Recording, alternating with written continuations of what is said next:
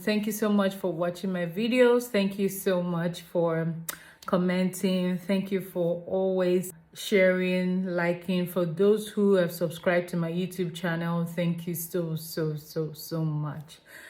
I'm thinking maybe this is the time to do a giveaway or something.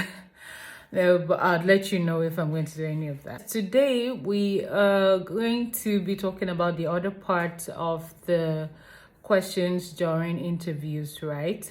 We already started, like, I think we've done 2 videos already about interview questions and how to respond to each one of them, right? And so we'll just hopefully we'll be able to wrap up with this video and move on to another topic. Okay, before we move on, I want to say a special thank you to all the feedback I got. You see me on makeup now is one of the feedback I got, actually, that I should put on some small makeup and all. I'm not really a makeup person. I think I lost touch in 2018 when I used the wrong makeup. It caused a lot of damage to my face. Then I had to go off work for months to just treat myself, and it was really it was really a scary period, I must say, because the face is a very vital part of the body, and if there's a problem with your face, it's almost like other parts of your body are not functioning. Yeah, so, and since then it's kind of made me just move away from makeup, and so that's why whenever I'm being told, oh, wear some makeup, I'll be like, I'm worried, but it's okay. Now I have the makeup on. I really do not know if this is sustainable, but I'll try. So yes, thank you so much for the feedback. Moving on, so we'll be talking about 4 different questions. I know it is a lot, but I just want us to wrap up as fast as we can so that we can move on to another topic, okay? So we'll just quickly talk about all 4 and talk about their responses, okay? They're pretty simple. They're straightforward if you know what you want to say, if you have all the information you need. I mean, answering the questions will be a really cheesy stuff, really simple, okay? So the number 1 question, definitely, that we're working with today, why did you choose us? So you would hear, why did you apply for this job? Basically, this is simple. They're asking because of 2 major reasons, right? First of, they want to know if you have the full knowledge you need for the role. They want to measure your knowledge about the company.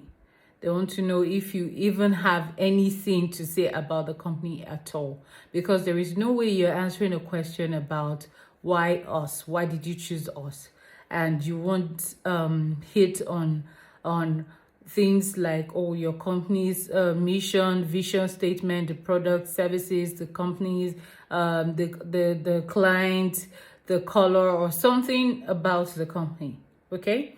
So it's almost impossible to answer that kind of question without referring to a lot of things about the company. So first off, they want to know your knowledge about the company. And secondly, they want to know if you truly know what it takes to work as the position you're applying for. They want to know if you know the roles, the responsibilities, what you need to have, the kind of experiences and skills and all of that you need to have to function properly in the role you're applying for, right?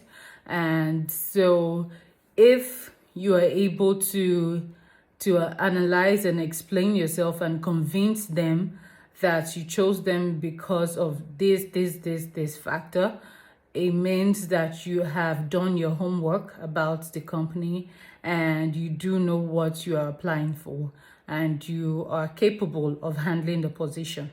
Okay? So when you're asked, why us? Why did you choose XYZ company? First off, you could even just pick one thing that you learned about them. It could be their services. It could be, yes, it could be their mission or vision statement, or it could be based on what they've achieved before, or what they are achieving now, or how they're standing out from the crowd, something. So take, for instance, you're applying to XYZ solicitors, right? And why do you want to work here? You would want to talk about their passion, their drive that you've seen from the lawyers and barristers that have, represented them in different court cases, in different, situations or different issues, that the way they've defended as giving you some kind of, and you may want to be practical and be more personal. You could also talk about maybe their services. You could talk about their advert, how they've been able to advertise the law firm. They've been able to advertise it in a very catchy manner. The name stands out, the color stands out, what they stand for is different. Then you give examples of how they've influenced you in different ways. That is why you really need to pay attention. You really need to do your homework about the company so that you can answer. Because it would be bad, it would be extremely bad if you do not have so much information. Then it's more like you're limited to say some things. Then it will be worse. It will be terrible if you do not have any form of information about the company. In fact, that is a different problem. That is a different matter. Yeah, if you probably would not do well this question. No, you probably won't do well because you do not have the information you need. You're not well equipped for the question. Okay, so you need to talk about the mission statement. You need to say a lot of things about the company. They just want to know if you know about the company. Right. And if you're able to break and personalize everything that you've learned about the company, how they've been able to progress despite the economy and all of that. If you're applying to maybe a law firm, how the lawyers represent the company in court for court cases and all of that, their points, how they've been able to do deep research and give some kind of argument that judges cannot counter, right? Like arguments that other lawyers cannot counter.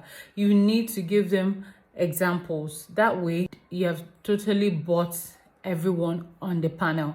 Like everybody will literally know that you know what you're saying. So moving on to the next question, right?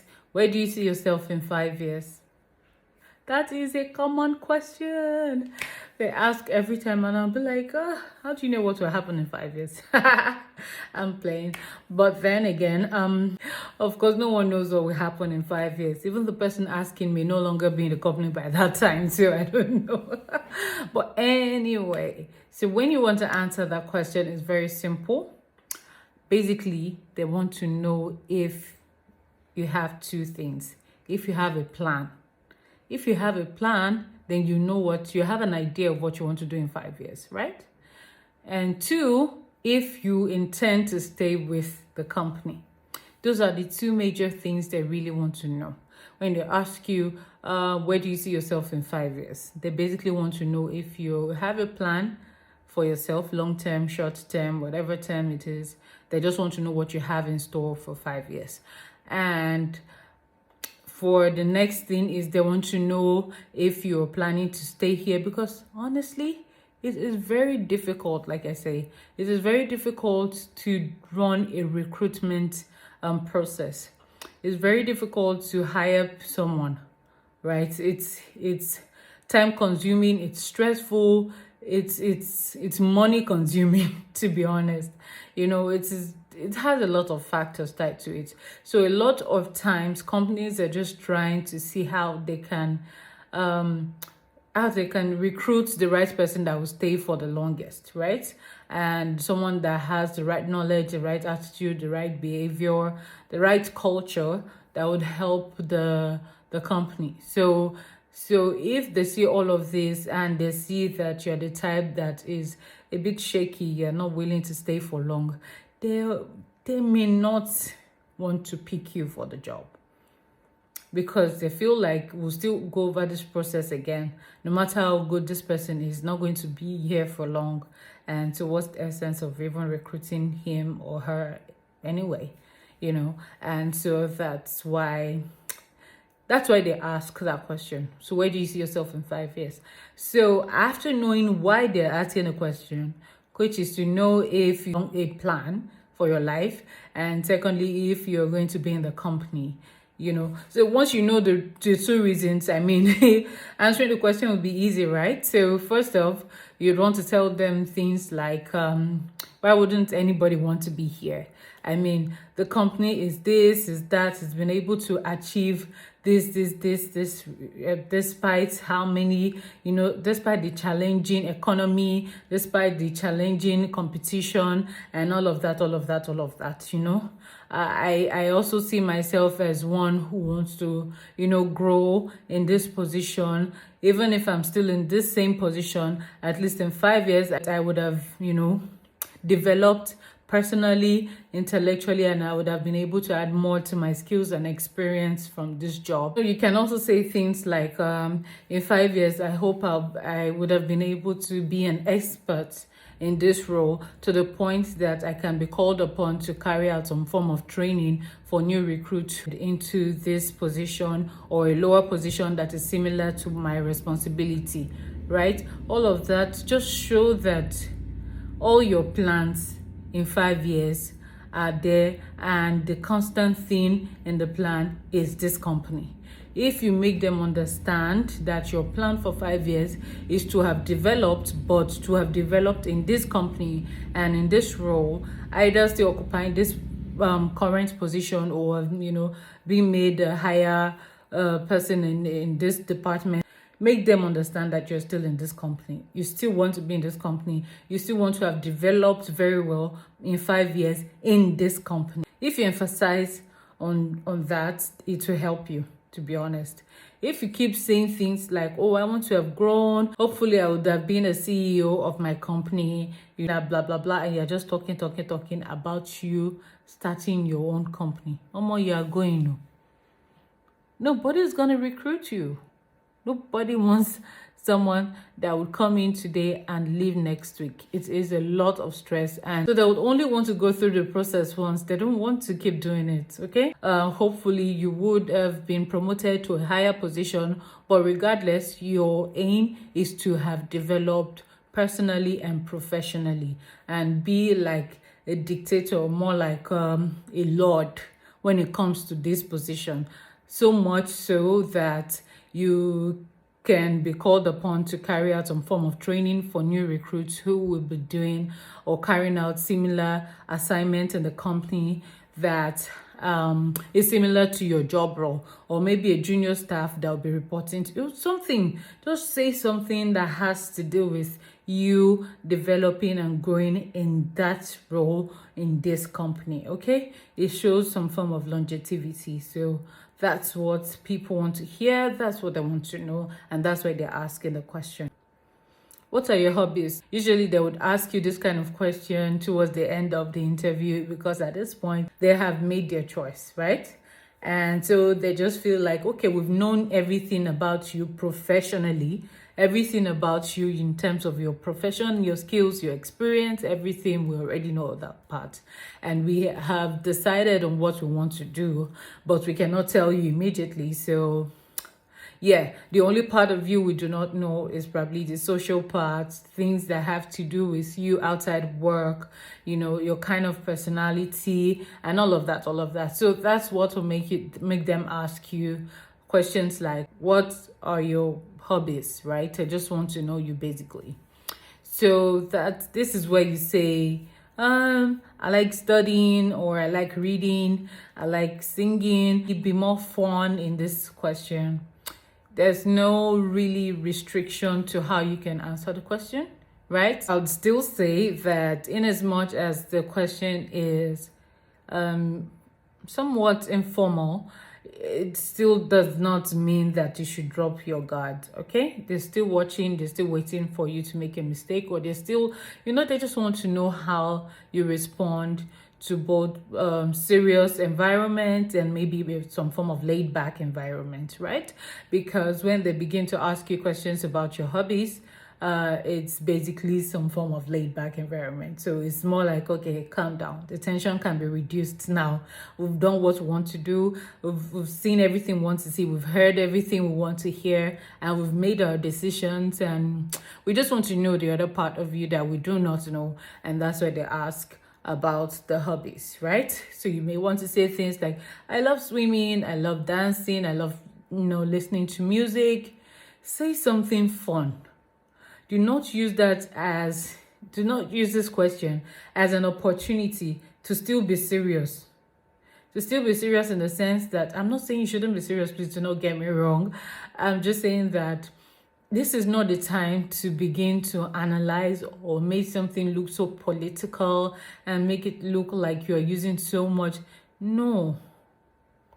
Don't begin to say things about their mission statement, their vision, their product, their services, their staff. No, this is about you. Make it yourself, make it your own, but be careful. Still, remember that it is an interview and they're still watching, right? So say things that are, your hobbies should be decent, it should be something, nice and calm. Don't tell them something that would scare them off or that will make them look at you in a funny way. So you may want to say things that are a bit regular, something that will not it will not raise any eyebrow or anything. It is just a simple thing. Oh, what are your hobbies? I like swimming. Oh, you swim? Oh, really? Yeah, good. I like watching movies. And they say, what kind of movies? You could say comedy, something simple. Don't be too serious about the question, right? Because if you're too serious, then they'll be wondering if something is wrong here. Because this is the time they're kind of telling you to tone it down. Your professionalism or your English and everything that you've been tearing for them. This is the time to tone it down and be a bit laid back, right? So they just want to know you. So be truthful, be less serious, basically. Okay? So say things that you like doing. Always be on the safe side, okay? That's basically all I'm saying. So finally, when they ask you what motivates you, what motivates you, what keeps you motivated, here is not a laid-back question. No matter how they ask you, it is not a laid-back question. You have to be tactical about it, because here they want to know, is it money that motivates you? All of you that like money, is here they'll catch you. Don't go and say things like that. Say something about the satisfaction from customers, things that make people smile. What motivates me is the smile I get from customers when they get exactly what they want, or even better than what they thought they would get, or better than what they hoped for. When they get that good experience from me and they're able to achieve what they actually came to the company to do, or what they called for or sent an email for, all of that gives me the drive. It gives me the motivation. My morale is increased. I really want to be the best. It keeps me going. It's more like the fuel, it's more like the diesel that gives me power to, want to continue and keep working and all. The positive responses, the feedback, the good feedback that, So when you say that and they say something like, oh, so negative feedback does not fuel you. You could tell them that it does fuel me, definitely, but it is not something I look out for. It's something that definitely gives me the chance to reflect, go back and reflect on what I have done, or what I did wrongly, what I can correct, what is out of my power, all of that. So negative feedback does that to me. Of course, I look forward to the positive feedback to make people happy, so I make it my drive. That's what drives me. If you say that, I mean.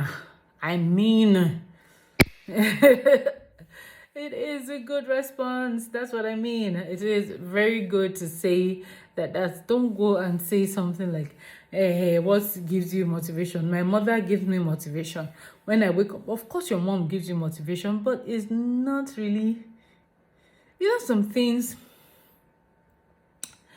things are right, but yet they can be wrong in some situations, right? So wearing a tank top, is nice if you're going to the beach, but during winter or Hamatan, you really do not want to wear a tank top. Right. So you see how it can be nice, but it can be wrong in some situations. So you may just not want to say things like, my mother keeps me motivated, my father, my kids, when I look at them, they're the ones that motivates me. No. Every question they ask you has a tone of the company beneath, right? They want to hear how you are able to turn your response into reflecting something about the company. No, I don't think I'm putting it right. They need you to say something that has to do with the company in your response. Be able to compose your response in a way that the company is still reflected in your response, right? Be able to speak about the company even when you're saying things that are informal. Let them hear you talk about the company. Let things you say resonate with them. Let things you say have to do with the company. Let it be reflected in a way. The only thing that may be outside may be your hobby that may just not have anything to do with the company, right? You like swimming, so of course, yeah, you are working in an IT firm or you're looking for a job in an IT firm. Nobody expects that all of a sudden your hobby will be like, I love coding. Is it every time you do coding? No. Your response must reflect the company. But anyway, that's all that we are to talk about for today's video. Thank you so much for watching. Thank you so much for liking, for sharing. For those who have subscribed to my YouTube channel, you are the best. Thank you so much. For those who have not subscribed, thank you anyway. Thank you for watching still. Please do try to subscribe. You can go to my Instagram page. In my bio, you would see the link to my YouTube page. Even my LinkedIn page is there as well. You can always just click on the link and it will take you there. And you can subscribe, you can follow, you can connect with me on LinkedIn. I'm always available. You can send me DMs, you can send me whatever it is, Feel free to just talk about anything you want. Bye-bye.